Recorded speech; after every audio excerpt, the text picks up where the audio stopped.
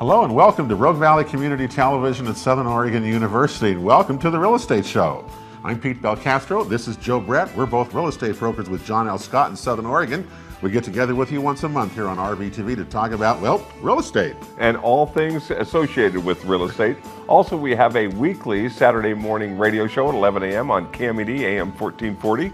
And invite you to join us there as well as we try to just get great local information about our real estate market and industry out to our consumers. Well, you know, this will also be our final cable TV show for a while on the Real Estate Show. And tonight, what's so interesting about it, when we started this show 6 years ago, okay, this real estate market in Jackson and Josephine County was really in the doldrums. There were so many more, remember, foreclosed properties selling than regular properties. Well, tonight, as we kind of end our shows, we have the best report we've ever given in the 6 years of our show. That'll be coming up in segment 1. In segment 2 tonight, the Rogue Valley Association of Realtors Outreach Committee members are here, the co-chairs are here, to talk about things that realtors do beyond just selling and buying houses. And you'd be surprised at all the things that go on.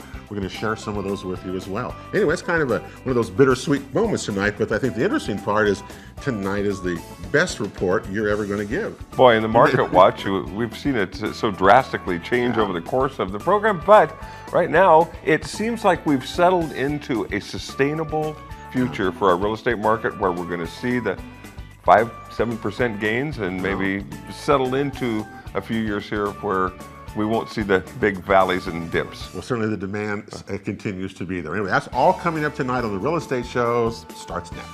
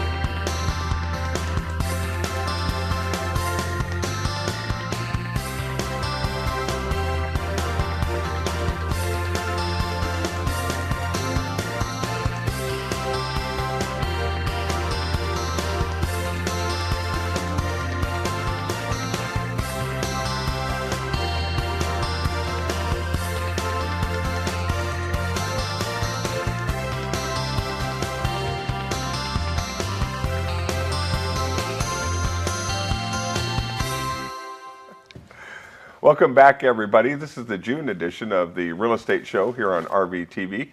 Our thanks to our student crew as usual, and over the last 7 years, they've provided some outstanding service and work here, and we're really proud of them, the Southern Oregon University students that are an integral part of bringing you the Real Estate Show each month. As if we wind that down, deserve a big thank you there and have one for them right there. Market Watch is the first segment tonight, as Pete mentioned. Yeah, it's a pretty hot real estate market. The demand for inventory continues. There's a tight supply.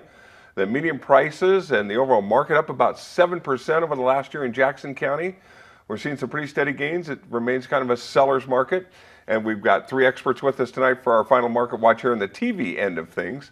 That'll give you a good idea of what's transpired this spring and what's coming forward this summer as well. So to my left is Jeffrey Nagel from John L. Scott here in Ashland. Welcome back, Jeffrey. Pleasure to be here. Thanks. Been a few times with us as well, and I know you've been out in the front lines and have some great information for us. Looking forward to talking about We're going to plumb your well for all of that before we're done with this half hour. Next to him is Brad Bennington, our good friend of the Southern Oregon Home Builders, the CEO of that organization. Howdy. Welcome back, Howdy, howdy. Hey, building houses, getting them done. Have you caught up with our need for supply?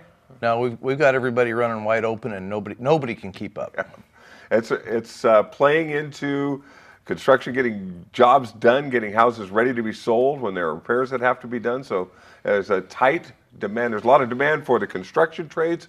We're going to talk about other demand on appraisers and home inspectors as also affecting how long it takes to close a transaction in this market. If you're fortunate enough to be one of those buyers that gets in and gets your bid accepted and is the winning bid, as we've had some multiple offer situations pretty commonly now in the last few months. Also with us is Guy Giles. Welcome back, Guy. Hey, thanks. He's our lending expert from Bank 34, and you've stayed just as busy as everybody else has. It's been crazy, so I'm not complaining. And you're getting all the pieces of your puzzles done in a timely fashion. That's an important part of the job at your end as well, is to get people through that process, get their lending completed, and get them the keys to their house. Yeah, we're staying up. We're getting them all closed on time, so I can't complain about that at all either. So I don't know. We're just moving. Yeah. I'll rest one of these days, I guess. No, that's for later in life. We got to make hay while you can. Jeffrey, you're out on the front lines with our brokers that are out there dealing with buyers and sellers. And you brought up a good point before we came on the air that there's some demands on our support folks in the industry that are really kind of playing into how long it takes to close a transaction and the timing of how long it's going to take, which is important for buyers to know when they're going to be able to get out of the property that they're in or when they're going to move to the area. Sellers as well have to have a pretty good idea of their exit plan and where they're going to land as well. So a different twist on things right now in a hot market. Well, there's a lot of things that happen between when somebody makes an offer and when you close. And a lot of those things have gotten stretched out a little bit because the market is so hot and so busy right now. So the two big things that are slowing us down are home inspections and home appraisals. And the reason for that, of course, is there's a limited pool of home inspectors and home appraisers and a whole lot of action going on in the market. So those ladies and gentlemen who are doing that work are backed up, and it's taking them longer and longer to get around to our jobs. A lot of these guys are scheduled out 2 or even 3 weeks in advance. So that means that the buyer may say, oh, I want a 30-day close. And of course, we're going to say, I don't think that's reality-based, because if you've got a loan, the lender's going to want to make sure that home's in good shape. He's going to want his appraisal. You're going to want, as a buyer, to make sure that home has been well inspected. You've got plenty of time to do your due diligence. And all those things have to happen one after the other before we even start talking about loan documents. Yep. So it slows the process down. We've had some changes in the way the appraisal process takes place, where the appraisers come from, how they get their jobs, and how they get queued up and get the work into their hands so they can go out and do it. And then once they go out and appraise a property, there's some very thorough comp work that has to be done as well before they can finish their report. Very thorough. The other thing is this. Let's say you go and inspect that house. Let's say we're not buying a new house. We're buying a used home, a resale home. We inspect that home. The appraiser looks at it, and the appraiser comes back and says, we're not going to loan unless you fix this and this and this. Now we have to get somebody out to make those repairs. The contractors are a little busy right now. We know that. Yep. And then we have to have the appraiser come out to re-inspect. Right. That can drag that process out. Yep. Yeah, your guys are just slammed, Brad. Building homes, repairing homes, any kind of remodeling that you have to do. You've had that message out in front of us for months now. Long time. Yeah. Well, the sad old story is that we only have 4 skilled workers today for every 10 that we had 10 years ago. Some retired, some retrained, and some relocated. Yep. And of the skilled workers that we do have, 50% of them will be retired within the next 7 years. And we don't have anybody in the pipeline to replace them. I had this conversation with the incoming director of Road Community College. I can't remember her name, a very, very highly qualified individual that's coming in to head up RCC. And of course, we just voted to tax ourselves another $20 million. And I said, doctor, I said, out of that $20 million that we just agreed to tax ourselves, maybe it would be a good idea to think about helping create some of these skilled workers that we need in our community. You've said that's a foundation of kind of solving this problem, is providing the training and the opportunity that they lost in high school and some of those shop programs and things like that years ago. The skilled trades that we're talking about are good paying jobs. These are living wage jobs. They're jobs that are well suited to young people. The young people that do these jobs enjoy their work. There's a lot of camaraderie. And frankly, it's the Oregon that I grew. You know, I grew up in blue-collar Oregon. You know, this idea that everybody's going to grow up and be a computer programmer, that wasn't even on the horizon when I was a kid. Computers, yeah. Yeah. Okay, what the heck's a computer? But there is a huge demand, which is touching on everything, whether it's commercial construction, whether it's remodels, whether it's new home construction. We just have I mean, even if you talk to people in other industries, you know, you and I know people that are in the automobile industry, they're having the same problem finding mechanics.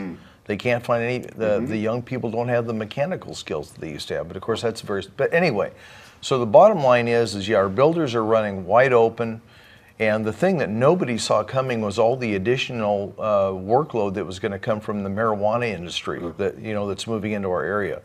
I was talking to one of our members today who's the manager of one of the larger local lumber yards, and he was telling me how much material was being purchased by these marijuana cultivation operations, and it's just, they're building fences and sheds and buildings, and we had no idea this was coming, and yet there it is.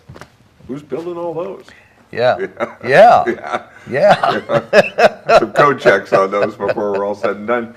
Guy Giles, you're writing loans for folks. They're counting on that time period to get all the T's crossed and the I's dotted, so to speak. So how about the appraisal game from your point of view, and how does that work with your opportunities? We do them a little different than most of the places around. I think there's about 3 companies that order their own appraisals, and we're one of them. So we don't have to go through the AMC and a little bit of the backlog that's going on. But the other piece of it is working with a good agent like Jeff, and I don't want to stand up here and do some kind of weird love fest or something, but you know, he's somebody that thinks ahead and thinks about these kinds of things. And if you can get a good agent to work with up front, they're going to see some of these things. So that the appraiser may call out, and you're going to know about that before you ever get the process started. So hopefully, you know, it's not an appraiser at the 3rd week or 2.5, 3 week period that's coming back with some repairs that you need on the house. So you know, that's just why it's good to have, you know, good people all the way around working on your transaction. You know, if we need to get one closed in 30 days, I did one, you know, actually 2 last month for somebody. It's more like a one-off. We really do like to have 40 days or so to do it, but we can get them done if we need to a little bit faster, as long as there's no hair on it. You know, if there's, you know, something that's not permitted or something that needs to be, you know, fixed, you know, that could slow us down a little bit. Or a borrower that may have to sell a house. You know, there's a lot of them that we're closing on their houses. I think a couple of the conversations I've had this week with people is, hey, I got my house for sale. They don't seem like they're in a big rush. And then all of a sudden you'll get the phone call, you know, a week later. Oh my gosh, my house is sold. Now what do I do? And, you know, so I think that if people can mentally prepare themselves, that it may feel like it's going to take a little bit of time, but, you know, listen to your real estate agent and do understand that, you know, once that ball starts rolling, it's rolling, and your house is going to be, you know, sold, and you need to make sure you know where you're going to go and be prepared for that. Yeah, Jeffrey and Guy, I'd say both of you have an integral part in shaping the expectation of the timeline and the process for your clients, and that can oftentimes, a little hitch comes, or when we expected to maybe have a little delay with appraisals or things like that, they're not freaked out about it. They're going, yeah, Jeffrey told me that. Guy mentioned that might be something we have to deal with, and so just that helps get through the process without trauma and drama, which we try to avoid at all costs. You know, I had an interesting experience yesterday. I was invited to go up and look at a house for a friend of a friend. He's an architect. This is a friend of his. Went up and looked at the house. She had purchased it with cash, and as a result, didn't need to have the appraisal. Okay. Well, once she got into the house, started looking at it and thinking, this seems a little funny, this seems a little funny. Called the city came in and looked, and oh, holy smokes, this wasn't done with a permit, this isn't legal. Gave her a big long list of things that needed to be addressed. All kinds of work that was done without the permit was done by the homeowner. There's some real value in going through that process. Yeah. If you're a cash buyer, that may be great, may put you to the front of the line, but make sure you don't take any shortcuts, because you may find you bought something you didn't expect. So definitely want to really, you know, call out the value of the appraiser, who will notice those things and say, this doesn't look right, this is not the code. Yep. And it's a little different eye than the inspector might have. Very different. For that type of thing. Yep. It's good to have the binocular vision. because they're going to see different sets of things. Yeah, looking for different things that are going to affect the overall outcome of the process. And before we go to our market watch, rates are just staying great. I mean, you've just been the bearer of good rate news the whole time you've been on the program. Yeah, even in the last week and a half, they've dropped down even more. You know, I just think the world economy is just, it's struggling, you know, and no matter how bad they want it to be fixed, it's just, there's some things that have to happen before it really is. So I still think we're going to have rates that are okay for a while. I've been saying that for the last 2 years that I've been on the show, and you know, one of these days they'll go up, but it's not this day. So the Brexit, the Britain exit that's on the horizon from the European Union, and some of those things that well, and deficits that we can't sustain. You know, I don't know who is the brainchild behind all this, but it's not going well. So at least for my kids. Be fine for me. Yeah, we're going to outlive it probably. Yeah, but it's my grandkids that I'd like to leave a little better legacy for. We'll see if we can work on that. What we can take care of is information right now on our market watch, and let's do our final market watch from the television angle for you folks, and get you up to date on just what's been a very busy spring. We are starting to see some more listings creep onto the market, but we're probably selling more homes than we're actually taking on as new listings, so it keeps the demand very, very high. So let's go to our slides and we'll get our market watch started for you. And as we do, we'd like to give the Southern Oregon home builders a chance to promote the tour of homes coming up this fall, which Brad Bennington says, as spectacular as last year's lineup was, we're kicking it up a notch this year. Yeah. Well, you know, the thing is that Southern Oregon people are pretty smart. They know a good thing when they see it. And last year, everybody had so much fun and had such a great experience that they want to do it again. They just want to do it bigger. So our tour of homes this year is going to be twice as big as it was last year. So twice the homes, twice the fun, twice everything else. And it's quite simply, it's the largest new home event in Southern Oregon, period. So new homes, you know, we've got them big, small, family, super duper, you know, we've got some multi-million-dollar homes. We've got one home, and for now I'm just going to call it a mystery home. But there is a home that is going to be on the tour, and when you see it, you're going to go, holy wow. It's that stunning. I've already seen it. So I'll just let your viewers know that there is a home on the tour, and when they see it, it's going to blow them away. Is this the new mansion? It is a home. Bennington Mansion? It is a home. No, it's not mine. No, it's not mine. I was going to say, the CEO's doing well. Southern Oregon Builders Association Tour of Homes. It's 2 weekends in September, the 16th, 17th, and the 18th, and then the 23rd through the 25th.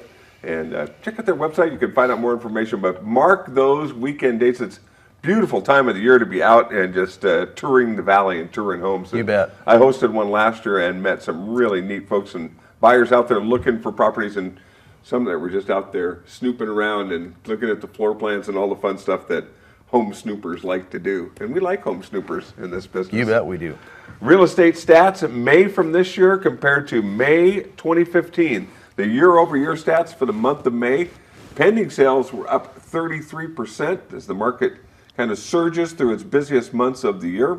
The new listings, though, only 0.8% up from a year ago. 3 for the month of May, new listings compared to the month of May 2015. So 33% were pending sales and not even 1% more listings. Therein lays our supply dilemma. Days on the market, boy, we thought it was screaming at 50 days on the market last year in May, down to 42 days on the market, a 16% decrease in days on the market. List price versus sales price continues to creep closer and closer. Sellers are getting pretty much 95% or better of the price that they ask for when they price their homes right for their neighborhood and for their area. The available supply per buyer down 11%. Again, that number continues to dwindle and to put pressure on the available properties that are on the market, and the monthly supply as well, down almost 30%. You can see that the supply and demand situation, demand is winning, and the supply is really on the short end of that. So how do these numbers reflect what you're encountering out there, Jeffrey? Well, they look absolutely correct. The market is very hot. Things are happening very fast. It's interesting because we'll look at houses now that a couple years ago we might have thought, ooh, that's a dog, that's going to sit there for a while. And now we think, well, it's probably going to be snapped up pretty quick. So I guess the good news is if you're a property owner and you've got a property that's not so nice, this is probably the time to sell it. You could be at a kind of a zenith point right now, Yeah, where without absolutely. having to put a lot of work into it, just the fact of the demand that's out there, there's investors out there, people that would want to be a first-time home buyer, want to come in and put in the work and the time, sweat equity, so to speak, to get into it. Absolutely. So there are some great opportunities. The downside of that is the lowest supply of houses available on the market are those 250,000 and below. Right. So that's where the most demand is. So we're seeing some multiple offer situations and a very competitive market there. Yeah, it's happening very fast. I really feel for the folks who are, in that bottom quartile of the market because it's happening so fast. Yeah. I guess, as a dad with four adult kids. My youngest just graduated high school. I know, it's a new phase of life. Probably the greatest thing you can do as a parent of older kids, it's instead of waiting for yourself to kick off and have them inherit, help them out a little bit. Yeah. If you've got 10 grand lying around, give them that money as seed money to buy a house. Yeah. Because if you've got that $10,000 sitting in a bank earning interest at 2 or 3% interest, 20, 30 years from now, when you go on to the happy hunting grounds, it's increased by a few $1,000s. But if you give that $10,000 to your kid as a down payment, have them go talk to Guy, and the house they buy appreciates at 7% on the total value of the house. While they pay the loan down. My goodness, that is a huge, huge investment in your children's future. Very good point. Yep. And where are you writing loans nowadays? You're writing some of the bigger loans, and are you seeing activity in the 250 and above more so than below, just on the demand and supply? If you look at my pipeline, I have about maybe 19 deals in escrow right now, and every one of them are above 250. Mm-hmm. It's sad, but if you come in and you're at that 150 range, it's difficult. You're basically, you can't really tell people where they should buy and shouldn't buy, but you're kind of just going, hey, you might want to look at Josephine County also, Mm-hmm. or it's a tough market for the lower end ones. But yeah, I don't think that I have anything in the pipeline under 250 right now. I'm not surprised, because there's not a lot of inventory below that's out there for folks to write on. Let's go back to our stats and look at the existing home sales for Jackson County. This is a 3-month snapshot from 2015 to 2016, and the March, April, and May months are typically some of our busiest months of the year.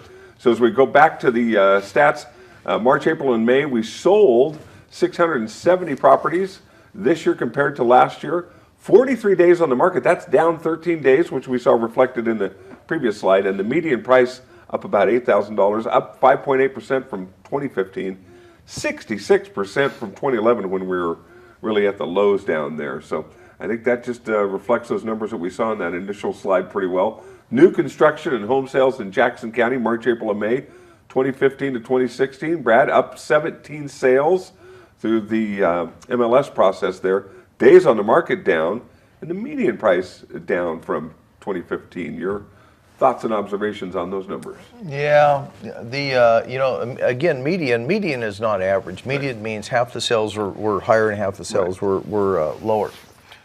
So what we have is we're still experiencing a lot of stratification.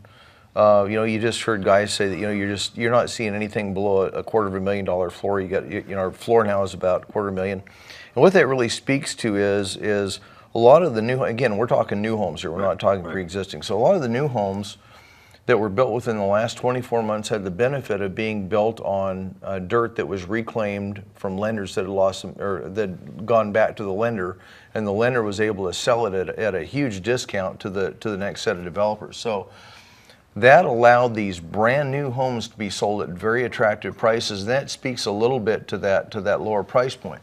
But the problem that you're going to run into moving forward is that now that those have been mostly built out, we have other property, the new land that we're bringing in, the new land that we're developing for the future subdivisions don't have the benefit of being built on this bargain priced dirt. And you're going to see, I don't want to use the word extreme, but you're going to see a significant increase in the cost of the dirt. Now the bricks and sticks are going to go up a little bit, because we are, the CPI I think is around, that they admit to, is around, what, 4.5%, 5%, something like that. But the reality is that the products that we use, the building materials that we use, are going up at a higher rate than that. They just are. But the dirt, we are on the margin area where we're going to see over the next 24 months a very significant increase in lot prices.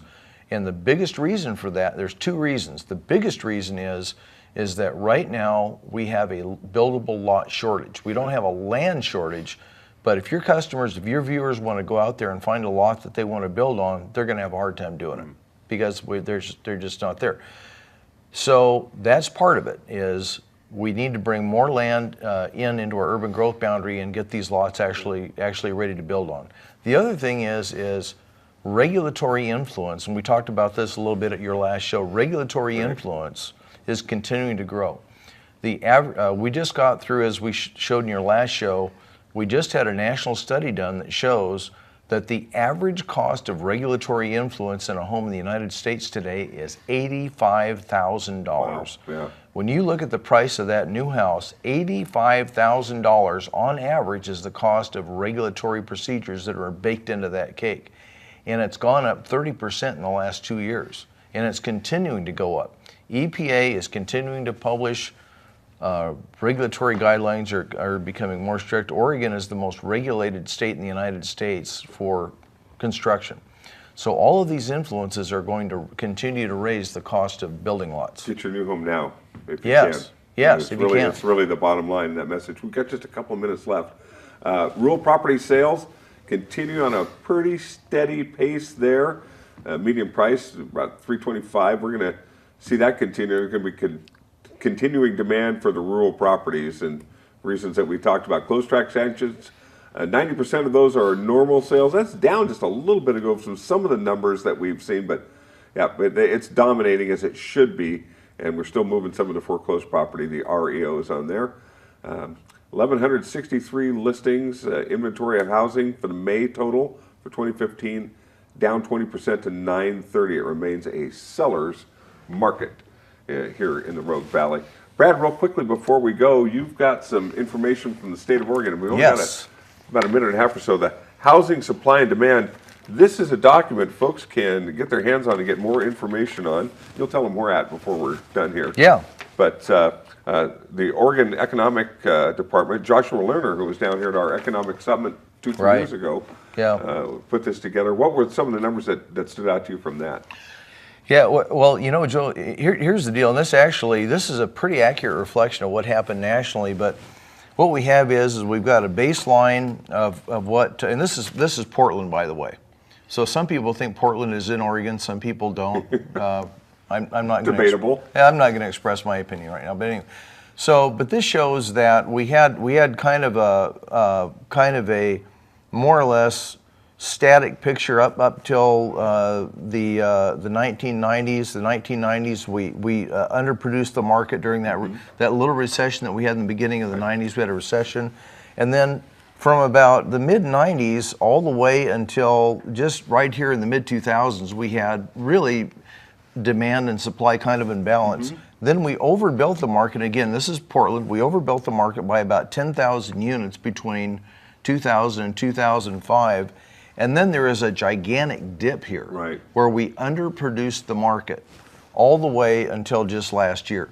So what this shows, and again, this is the state of Oregon commissioned this. There's no politics involved in this.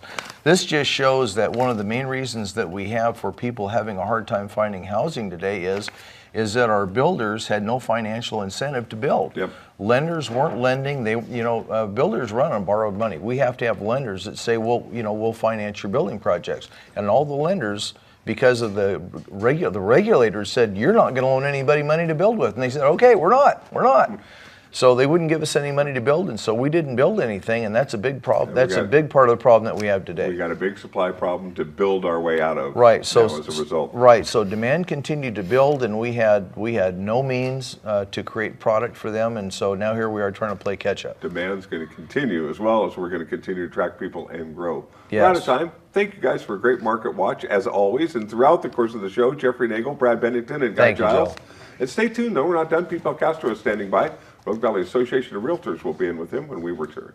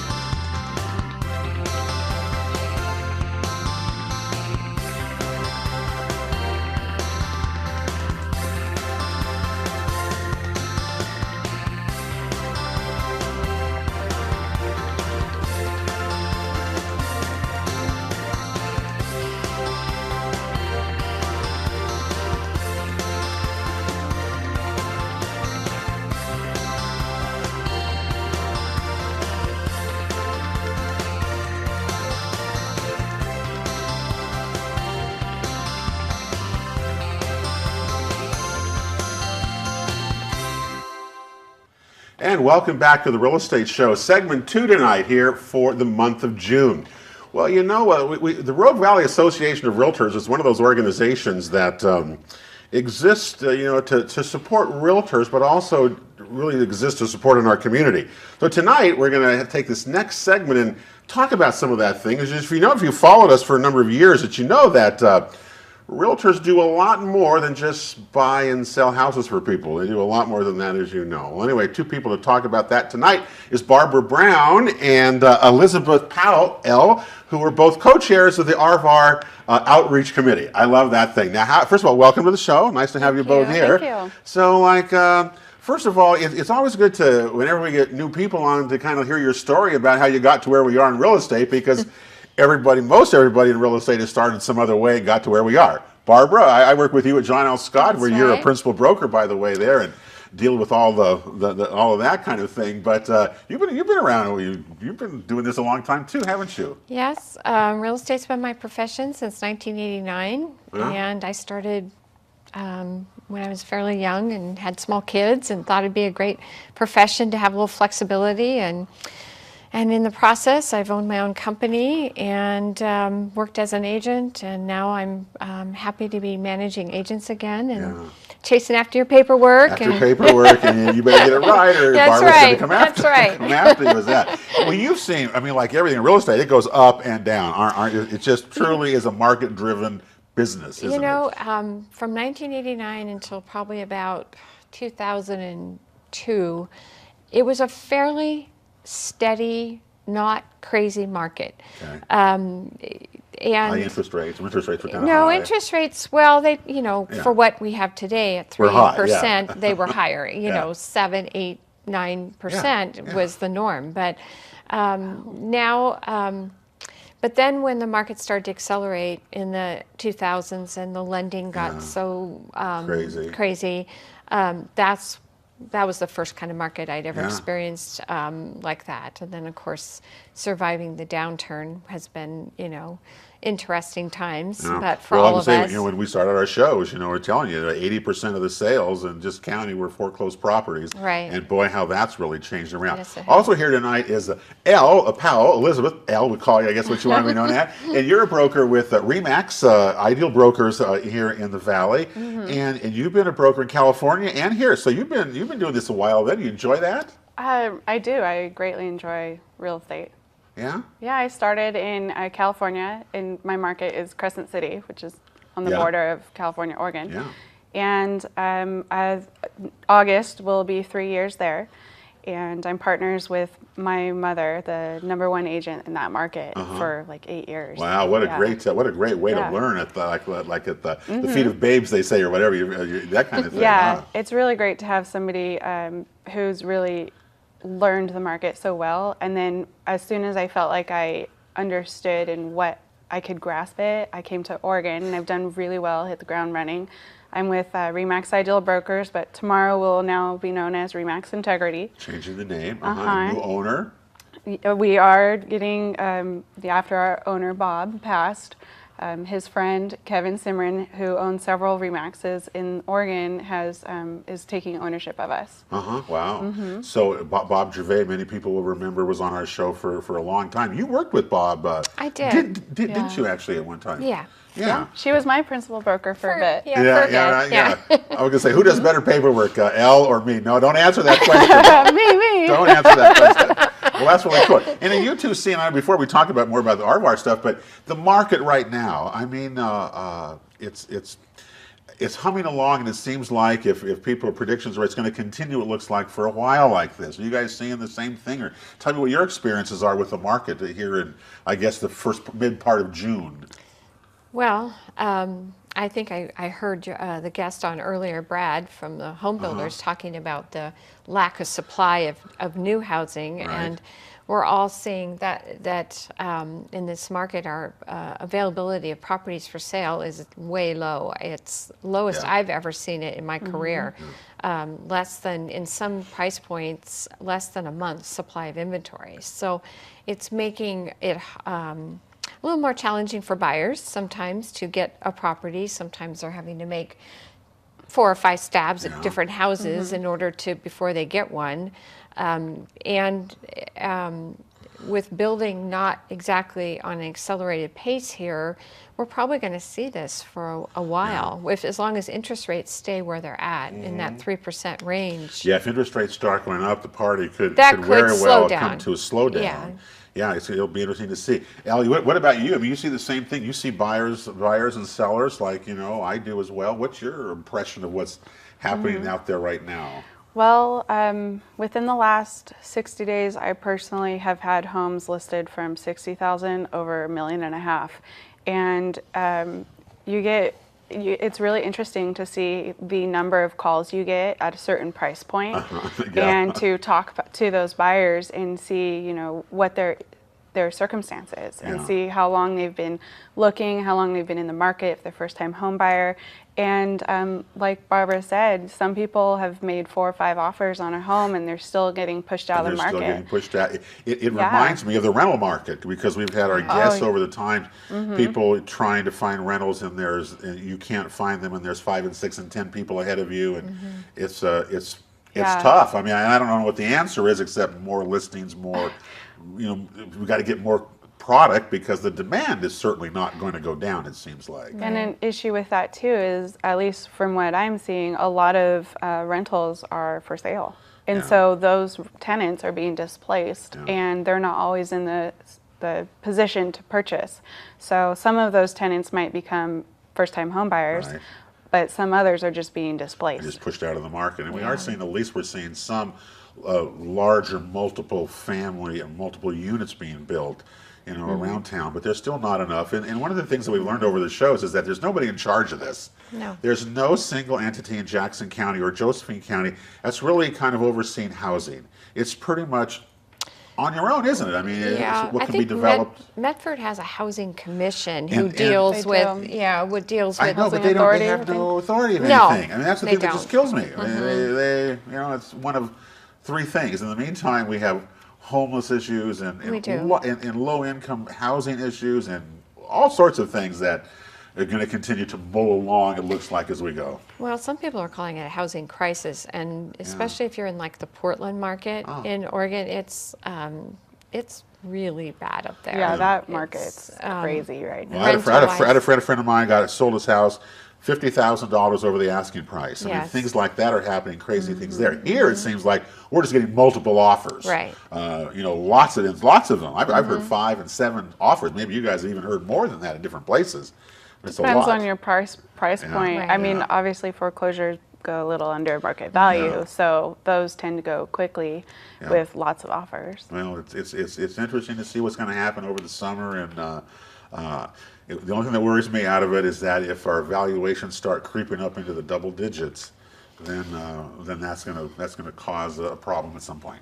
Well, I'll just put my final, I do still think home ownership is worth it, and the statistics bear that out as far as when you look at the net worth of a homeowner versus a renter, it's quite a large disparity. It's a forced savings account. So, you know, you kind of have to look at home ownership that way, that it's an investment for the long term a lot of times. So. And there's still equity in homes. Yes. In my particular neighborhood, you know, there's several homes in my neighborhood for sale, and I'm seeing, I obviously watch it more than other neighborhoods. Just slightly, probably, Al. Just slightly. And you're still getting equity. I mean, you know, you still can get a home loan for really great rates, and not every home has 5 offers. You might be the only offer. Yeah. Well, I remember I had a client, and I gave him the keys, and I said, congratulations.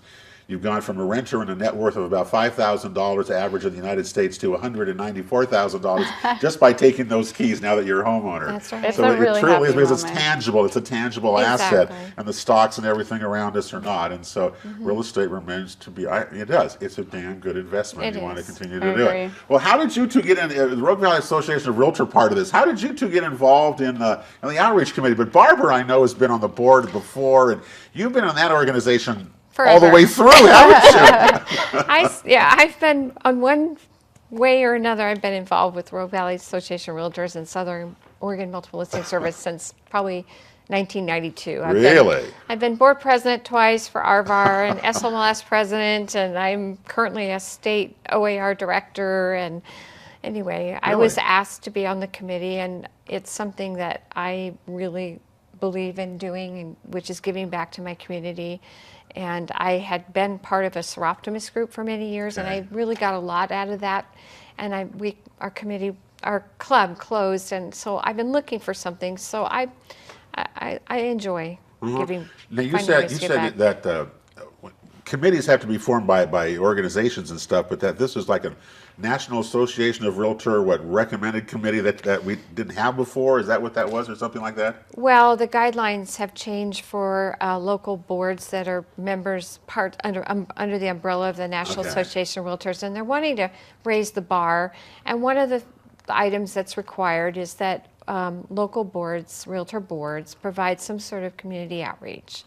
And we were already doing things in our community. We have golf tournaments twice a year that raise funds for things like Redemption Ridge, which this Friday there's one out in Eagle Point that all the funds go to Redemption Ridge, the home for women who are trying to escape the sex trafficking life. And then we also have the Food and Wine Classic, which we've been doing for 5 years, which this past year raised $30,000. Well, now you do all these things, okay. But, back up. Okay, go ahead. All right. But the golf tournaments are done via our affiliates that are wonderful affiliates, like people from the title companies and banks and all that, who volunteer and help us put on these events. Let's talk about giving back to the community more, the first part of the thing.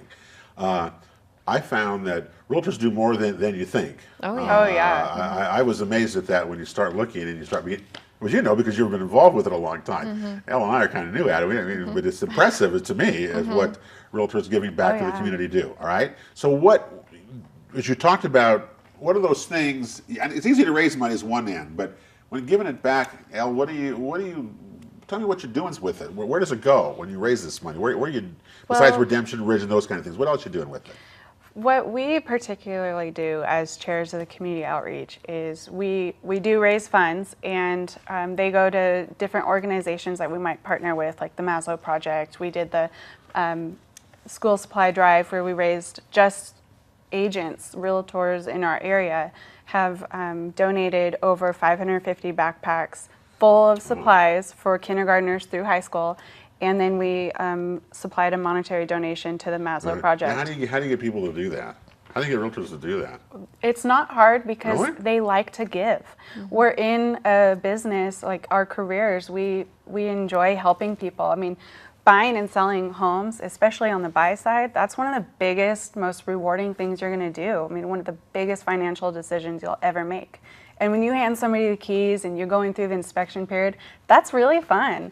Like, you get to just be there and watch their eyes light up and be like, I'm moving in and this is my first home ever and my kids are going to grow up and we're going to have knots on the wall of their height. I mean, it's not hard to get other agents involved. You say, hey, we're raising backpacks for homeless youth, essentially people who not only carry their books and their school supplies, but their toothbrush and their clothes because they'd have nowhere to go after school. Yeah. So it's not hard. You just tell them what we're doing and then they just flood in. You got the word out to realtors pretty well. I remember when that was being done. You're doing it again.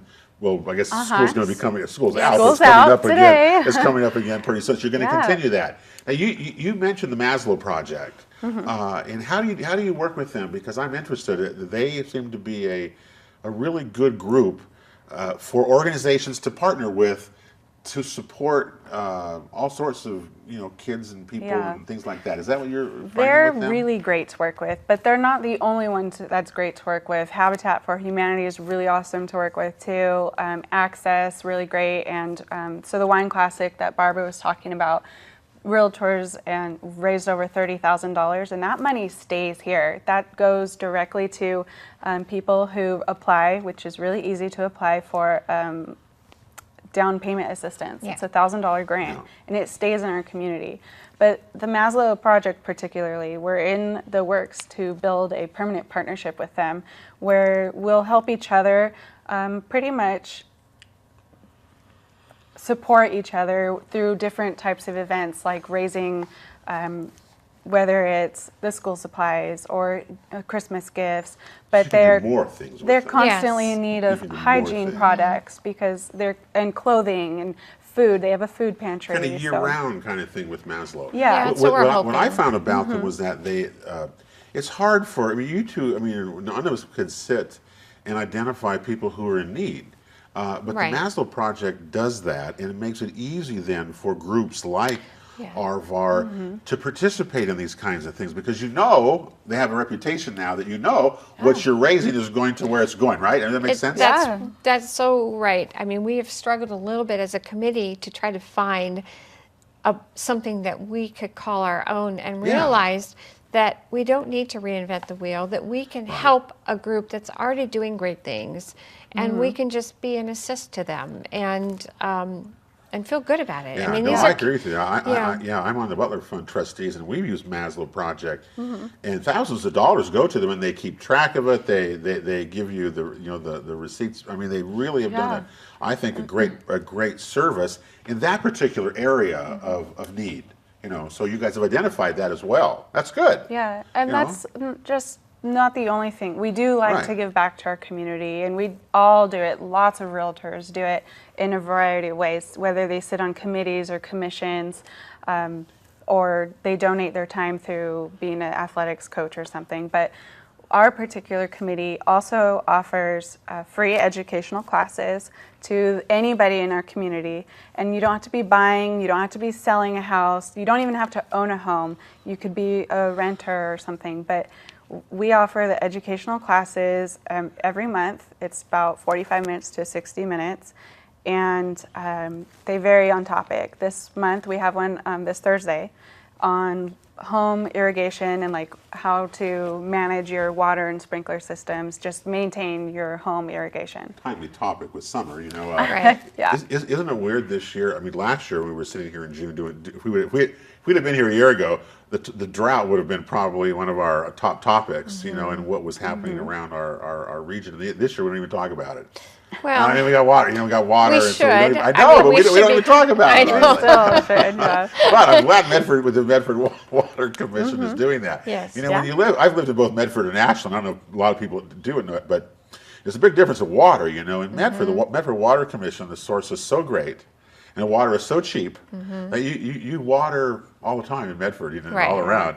In Ashland, you know, I never watered my lawn 20 years because the water's so expensive. Right. And you try to keep your Yeah. keep your trees alive, and you know things like that. And our use of water is so different in how we perceive it, which is I think is really kind of it's kind of odd. But anyway, what else? Now go back to the Rogue Valley Food and Wine Classic for a minute, because that was a Okay. big event. It's your biggest event of the year. Were you guys involved with that, or how did you? No. You weren't involved I'm with not that, were on you? the planning No, committee I'm at not all. on That's- that committee. It's a separate. It's an affiliate. You affiliate. get to just It's spend kind of the money. a separate out. committee that I puts that attended. event on. It's It's fun. a big I job. attended it too. It was Yeah. it was quite an event. But Yeah. we had pictures of it and stuff. And of, at the Commons, it was really fun. Yeah. It was quite a deal. Well, raising money is really good, and I think that's the association, and you guys are doing this and doing more. What's interesting about the topics of classes, I want to get back to that, because I've noticed that they're dealing with properties themselves, like you said pest controls from We wanna, inspections, water and irrigation, landscaping. That seems to be a cool direction. We want to help educate homeowners or tenants on how to just maintain their home, because what we see quite often is, you know, you get a home inspector to inspect a house and you might need repairs, but why not enjoy your home while you live there? Don't just paint it or change carpet or, you know, do spray for bugs or pest and dry rot, whatever. You don't have to do that just to sell it. Just maintain your home and live in it and enjoy it. Maintain it. That is the optimum word. Have you two ever experienced or had a home? Okay, go through an inspection like the perfect 10 score. Have you ever had one of those? Very rare. I mean, Where it's I think I've perfect. had a couple, but it is pretty rare. pretty rare, isn't it? And I mean, I've had some where there's maybe one thing, you know, Yeah. something Yeah. like that kind of thing, but Not it's always something. health and safety, Have you but have you potential. ever experienced where people have not done that and they've accepted an offer or something, the seller has accepted an offer and the deal falls through because of the condition of the property? yeah. Oh, yes. That happens quite All often. the time. actually. Yeah, so the thing about home maintenance is if you don't really keep maintaining your home, that it does impede what you could potentially get. The condition is a really big factor. Obviously, location is number one, but condition is one of the biggest factors in selling your house. Yeah. And if it's not in marketable condition, you know, your price is what can be really affected by that. Yeah. Well, it certainly happens a lot. As much as buyers or sellers think that I've taken great care of my house, I've done this, and boy, you know, when the inspections come, they really expose it all. Yeah. Same way with septics and things like that. I mean, it could really. So having classes like that is probably the smartest thing that you can do, because that seems to be the biggest. More so than financing, isn't that the Yeah. biggest drawback, or the It biggest can thing be. that people walk away from from buys and things like that, is because of the house condition of the property? Yep, I think so. Yeah. There's a lot of things that are costly if they're not fixed, and worrisome that Yeah. if they're not fixed. But Yeah, it'll come back and cost you one way or another. It will. no matter what it does. That's what I tell people. I argue, but it is what Yeah. it is, and you just can't get away with it, because people are buying. They're spending a lot of money to buy these properties, and if you want it sold for the price that you want to get, right, and just right now 97.3% of the asking price, Yes. then the house has got to be done. I suggest people, if you're concerned about it, do an inspection yourself. Get it done beforehand. That's what I've been doing in my house. I've been working on it now for several years, and I'm almost there. But that's what I've been doing, because I know when the inspector's going to get me on that, or it's going to get me on this. I know that because I've seen them. So take care of it. Right. Well, on the sell side, you can walk through a home as a realtor and say, you know, these are just flags that I see that you may want to work on, and that helps. But we're not licensed inspectors, and I would never recommend that any realtor does that ever. No, I wouldn't do that. Yeah, you know, as a homeowner, and we're not trying to we're not trying to entice people to buy or sell. We just want people to be happy where they're at. Yeah, and I tell you, I want you to get the best price you can for your property. Always. And it's just the bottom line for a seller, obviously, not necessarily the buyer, but certainly for a seller, you want them to have the best price they can, have the best place they can possibly have when you go list it, right? I mean, that's what you want to do. We've all had experiences the other way, too, I'm sure, as we go along. So we're almost out of time. So events so just tell us this coming up year, what you got coming up that we might keep an eye on. I know the backpack thing. Can people donate to these things, too? Is it just realtors or we'll never tell me how turn that away works. You don't turn donations. anybody. No, And it's just no. taking backpacks. You go back Grove and buy. Valley Association Realtors. Yeah, Okay. well, we never turn away donations of any kind because there's tons of organizations in our area that directly help homeless or underprivileged youth or adults or battered women and children. I mean, there's just numerous ways you can help in our community. And offices do a lot too. I know Remax Ideal Brokers, when Bob was there, how much money and all the effort going into the Southern Oregon's Got Talent shows, remember that? For CASA. And CASA, at John L. Scott. And we have our own foundation, the Medford Earth Angels Foundation. Yes, we have the Earth and, Angels, which helps out people who are in a bind. They're kind of in that, maybe they don't qualify for assistance, but they've had some sort of emergency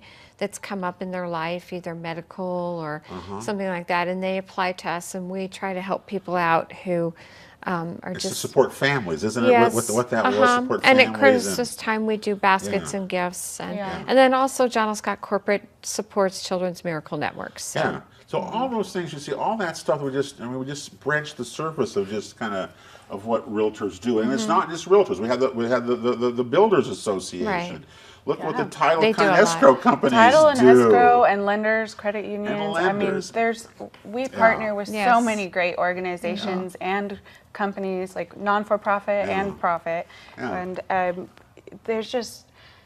I mean, it's really great to see how it affects our area. And I think that, all three of us would have the same thing, that we're proud of what realtors do. Yes, definitely. And we don't express it enough to the public, but really, I'm proud to be that. I'm proud to wear that, that badge because of the great things that people do and leaders like you guys that help. So, Barbara Brown, thank you so much for being here, and appreciate that. And good luck to keep those transactions going down at John L. Scott.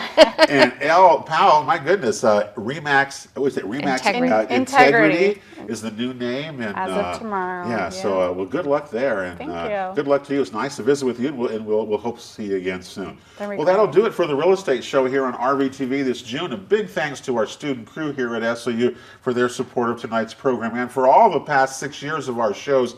Really, the students, if it wasn't for the students here at SOU, we wouldn't be able to do the shows. So really thank them for all of their help over these years. This is our final show for a while. We hope to be back with you maybe a few times a year. Again, we started back in 2009. The market was what it was. It was not very good. And today, as we leave you, it was the best report we've ever been able to give. So a lot of good, positive things are happening. And of course, if you've watched our shows, you're the best real estate and smartest real estate consumers around. So for Joe Brett, I'm Pete Belcastro. Thanks for watching the Real Estate Show, and God bless everyone.